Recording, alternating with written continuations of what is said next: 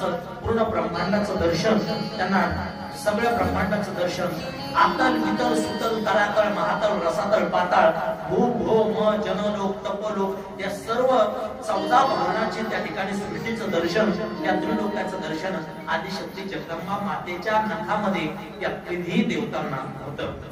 मग त्यावेळेला आदिशक्ती जगदंबा माता या तिन्ही देव लोकांना सांगतात या सृष्टीची उत्पत्ती तुम्ही करा. मग त्यावेळेला ब्रह्मदेव सांगतात की सृष्टीची उत्पत्ती करण्यासाठी तयार आहे, प्रजेची उत्पत्ती करण्यासाठी तयार आहे, पण या प्रजेची उत्पत्ती करण्यासाठी मला ज्ञानाची आणि बुद्धीची गरज आहे. विष्णुदेवाला सांगितलं की तुम्हाला काय पाहिजे. विष्णुदेव म्हटले या जगाचं रक्षण करण्यासाठी, या जगाचं भरण पोषण करण्यासाठी मला धनाची गरज आहे, म्हणजे लक्ष्मीची गरज आहे.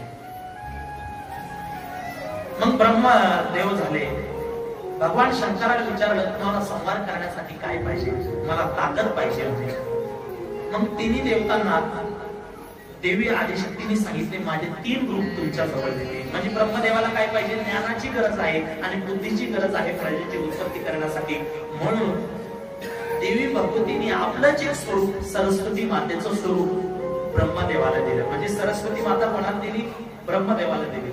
आणि ती सरस्वती माता विना हरे आहे, त्या ठिकाणी पांढरा शुभ्र वस्त्र घातलेलं आहे. सरस्वती माते ज्ञान आहे, विद्या आहे. त्या सरस्वती मातेचं वर्णन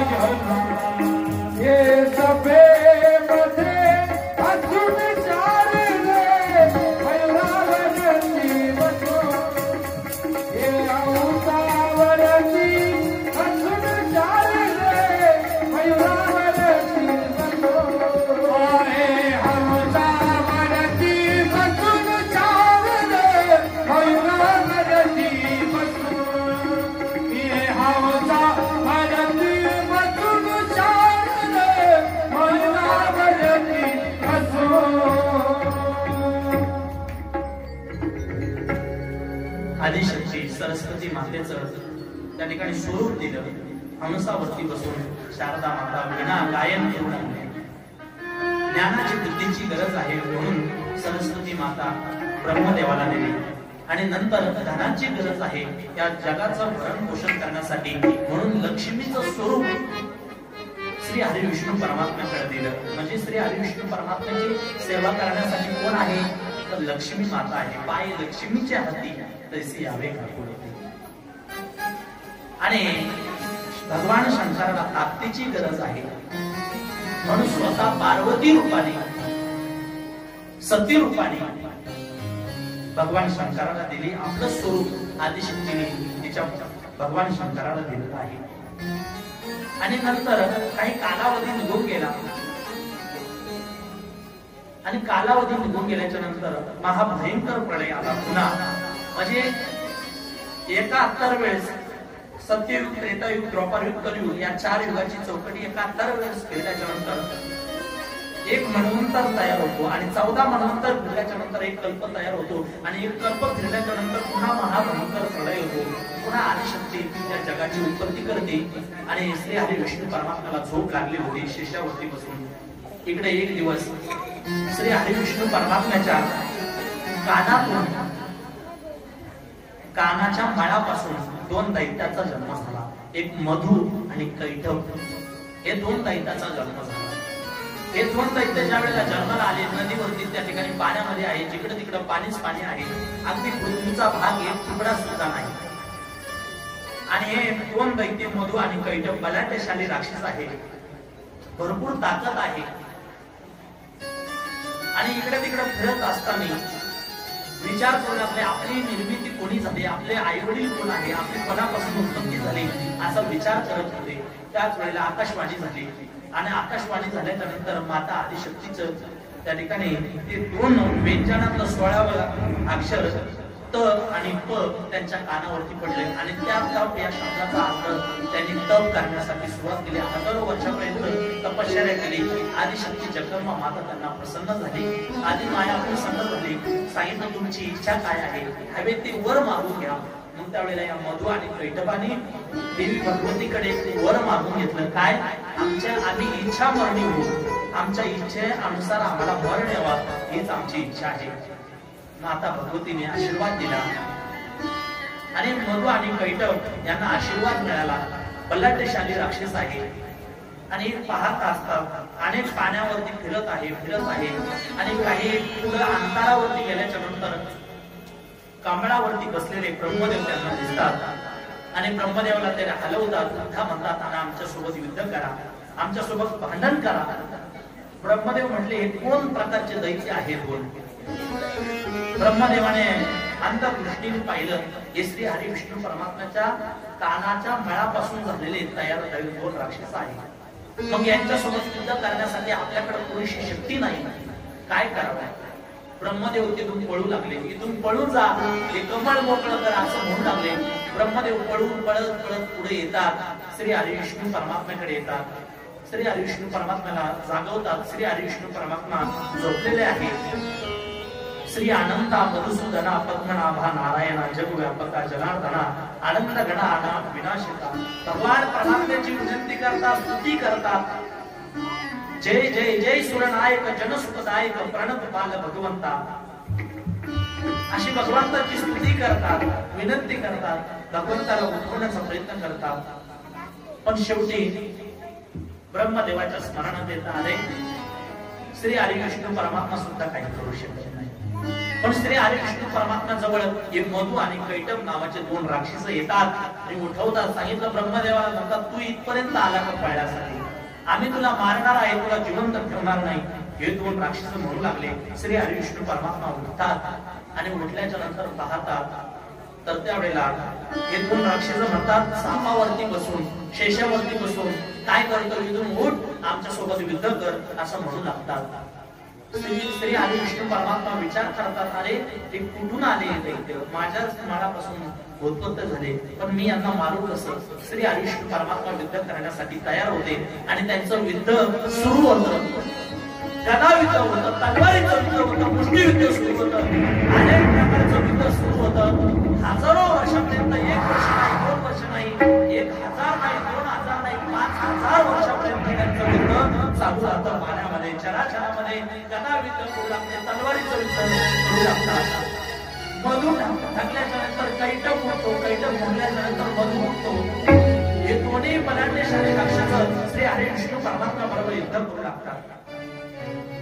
बघा, मधु आणि कैटभ हे 2 राक्षस श्री हरी विष्णू परमात्म्याला आणि ब्रह्मदेवाला त्रास देतात, यात नवल नाही. आपल्याही जीवनामध्ये यांचं वास्तव्य आहे.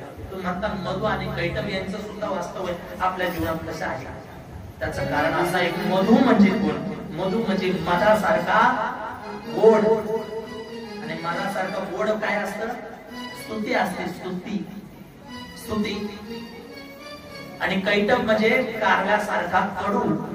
म्हणजे निंदा. मधु आणि कैटभ हे आपल्या जीवनात आहे. स्तुती केल्याच्या नंतर आपल्याला आनंद वाटतो आणि निंदा केल्याच्या नंतर दुःख वाटतं. हे दोन्ही आपल्या जीवनात आहे. माणूस नेहमी परमार्थिक माणसाने या दोन राक्षसापासून नेहमी सावधान राहिलं पाहिजे. स्तुती अजून तरुण स्त्री आहे, तिचं लग्न कोणाबरोबर झालं नाही आणि स्तुतीला कोण आवडतं? सज्जन आवडतं, पण सज्जनाला स्तुती आवडत नाही. स्तुती म्हणजे हा पुढून येणारा दगड, मागून येणारा दगड आहे आणि निंदा ही पुढून येणारा दगड आहे परमार्थिक माणसाच्या जीवनात. बरं का, माणसाने परमार्थिक माणूस कदाचित पुढून येणारा दगड उगवू शकतो, पण मागून येणारा दगड कधी उगवू शकत नाही. म्हणून माणसाने गोड बोलणाऱ्या व्यक्तीपासून नेहमी सावधान राहिलं पाहिजे. स्तुती करून घेतली नाही पाहिजे माणसाच्या जीवनात. स्तुती अथवा निंदा करावी देवाची, कीर्ती मानवाची करू नये. स्तुती करायची असली तर देवाचीच केली पाहिजे, निंदा करायची असली तरी देवाची केली पाहिजे, माणसाची नाही केली पाहिजे. आणि संतांची निंदाही केली नाही पाहिजे, केली तर स्तुती केली पाहिजे. म्हणतात ना, साधू संतांची निंदा केली, हरिभक्ताची स्तुती नाही केली, तेने वाचा पोंगळ झाली, एका जनार्दनी कृपा लाभली. म्हणजे मधु आणि कैटभ हे दोन राक्षस आहेत. श्री हरी विष्णू परमात्म्या बरोबर 5000 वर्षापर्यंत झुंज देतात. श्री हरी विष्णू परमात्मा म्हणतात, अरे किती बलाढ्यशाली राक्षस आहे. श्री हरी विष्णू परमात्मा म्हणतात, ह्याच्या आरती मी एवढं युद्ध करून सुद्धा माझ्या हाती मारला जात नाही. नेमकीच यांच्या पाठीमागे कोणती तरी ईश्वरी चैतन्य असली पाहिजे. मग त्यावेळेला अंतर्धान दृष्टीने आदिशक्तीचं स्मरण करतात. आदिशक्ती माता प्रसन्न होते आणि मनोमन विनंती करतात आदिशक्तीला, हे राक्षस का मरत नाही? तर देवी आदिशक्ती सांगतात, माझं त्यांना वरदान आहे. काय वरदान आहे? की ही इच्छा मरली आहे, त्यांच्या इच्छेनेच ते मरू शकतात. देवी माता भगवती मातेला विनंती करतात श्री हरी विष्णू परमात्मा. त्यावेळेला भगवती माता म्हणतात, माझं मी एक स्वरूप प्रगट करते आणि मधु आणि कैटभ त्याला स्वरूपाला भाळतील. त्यावेळेला त्यांच्याकडून तू काहीतरी वरदान मागून घे. श्री हरी विष्णू परमात्म्याला असं सांगतात देवी भगवती माता, मी त्यांना विसर पाडते. मग त्याच वेळेला मधु आणि कैटभ हे युद्ध करू लागतात आणि भगवान श्री हरी विष्णू परमात्मा म्हणतात, 5000 वर्षापर्यंत माझ्यासोबत झुंज दिली. मधु आणि कैटभाला म्हणतात, अरे तुम्ही किती बलाढ्यशाली राक्षस आहे, मी तुमच्यावरती प्रसन्न झालो. विष्णू परमात्मा चतुराईनी म्हणतात, तुम्हाला काहीतरी वर पाहिजे असेल तर मागा. मधु आणि कैटभ म्हणतात, अरे आम्ही श्रेष्ठ आहे, आम्ही मोठा आहे आणि आम्हाला वर मागायला सांगतात, तुम्हीच काहीतरी वर मागा. मधु आणि कैटभ म्हणतात, त्यावेळेला श्री हरी विष्णू परमात्मा म्हणतात, तुम्हाला जर मला वर द्यायचं असेल तर पाणी हातामध्ये घ्या. मधु आणि कैटभ हे दोघेही राक्षस पाणी हातामध्ये घेतात आणि श्री हरी विष्णू परमात्मा पाणी सोडत असताना म्हणतात, तुम्ही सांगा मला मरण यावा तर मला विष्णूच्याच हाताने येईल, आम्हाला मरण श्री हरी विष्णू परमात्म्याच्या हाताने मरण येईल असं म्हणतात. ते पाणी सोडतात. त्यावेळेला मधु आणि कैटभ म्हणतात, आपण काय करून बसलो? त्यावेळेला युद्ध सुरू होतात. त्यावेळेला ते म्हणतात, आम्हाला मरण आलं पाहिजे श्री हरी विष्णू परमात्म्याच्या हाताने, पण अशा ठिकाणी आमचं मरण आलं पाहिजे जिथे पाणी नसलं पाहिजे, तिथं भूमीवरती आम्हाला मरण आलं पाहिजे असं म्हणून ते संकल्प सोडतात. आणि त्याच वेळेला श्री हरी विष्णू परमात्मा आपली मांडी त्या ठिकाणी असं भरपूर असं लांब योजन पर्यंत आपली मांडीचा विस्तार लांबवतात. एवढा लांबच जाती मांडी, लांबच जाती ती मांडी आणि आपल्या जंगेवरती त्या ठिकाणी असा जमिनीचा भाग पृथ्वीला उत्पन्न करतात आणि त्या ठिकाणी मधु आणि कैटभासोबत युद्ध सुरू होतं. गदा युद्ध सुरू होतं, तलवारीचं युद्ध होतं, मुष्टी युद्ध होतं आणि भगवान परमात्मा एक मुष्टी घेतात, सुदर्शन चक्र सोडतात आणि त्या सुदर्शन चक्राने मधु आणि कैटभाचं मस्तक फोडून टाकतात. हे कोणाच्या शक्तीने शक्य झालं? मधु आणि कैटभाचा वध. तर देवादिदेव भगवती माता आदिशक्ती जगदंबा जोगेश्वरी मातेच्या कृपेने मधु आणि कैटभाचा वध झाला. अशा प्रकारे या ठिकाणी कथा सांगितलेली आहे. वर्णन करून मधु आणि कैटभाचं आपण वेशभूषामध्ये त्यांचं प्रत्यक्ष त्या ठिकाणी स्वरूप बघणारच आहे. त्या अगोदर 2 मिनिटं देवीचं भजन होणार आहे.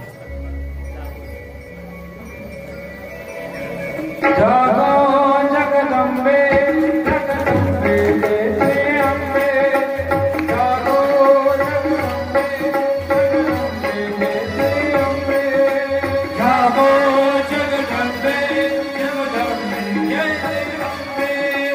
जागो जगदंबे जगदंबे जय श्री अम्बे जागो जगदंबे जगदंबे जय श्री सर्वांनी हात उंच घ्यायचा आहे. जागो जगदंबे जगदंबे जय श्री अम्बे जागो जगदंबे जगदंबे जय श्री अम्बे जागो जगदंबे जगदंबे जय श्री अम्बे श्रीहवाईनी जागो हंसवाहिनी जागो श्रीहवाहिनी जागो हंसवाहिनी जागो श्रीहवाहिनी जागो जागो हंसवाहिनी जागो जागो श्रीहवाहिनी जागो हंसवाहिनी जागो श्रीहवाहिनी जागो जागो हंसवाहिनी जागो श्रीहवाहिनी जागो जागो जागो हंसवाहिनी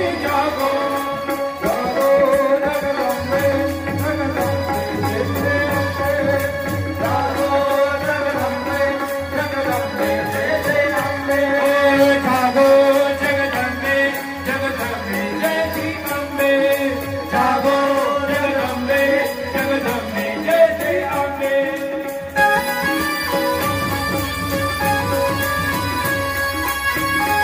हरि बोल ताली ताली ताली हाँ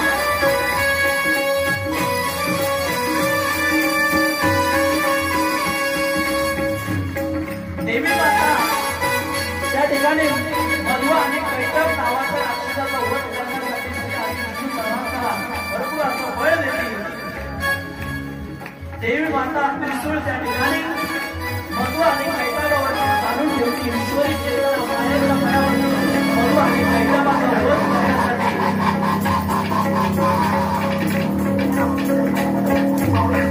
सज्ज होते आदिशक्ती जगदंबा माता.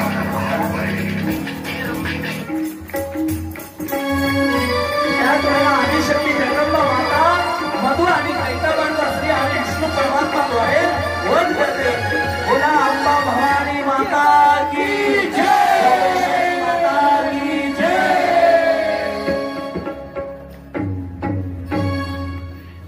अशा प्रकारे मधु आणि कैटभाचा वध आदिशक्ती जगदंबा मातेच्या कृपा आशीर्वादाने होतो. म्हणून त्या ठिकाणी ब्रह्मदेव श्री हरी विष्णू परमात्मा भगवान शंकर यांचं रक्षण आदिशक्ती जगदंबा माता विक्राळ आकाळ असं स्वरूप घेऊन त्या ठिकाणी सर्वांचं रक्षण करते. अशा प्रकारे आजची कथा इथंच पूर्ण विराम देतो. झालेली कथा माता आदिशक्ती जोगेश्वरीच्या चरणावरती समर्पित करतो आणि आता लगेच सर्वांनी आरतीसाठी उठून उभा राहायचं आहे.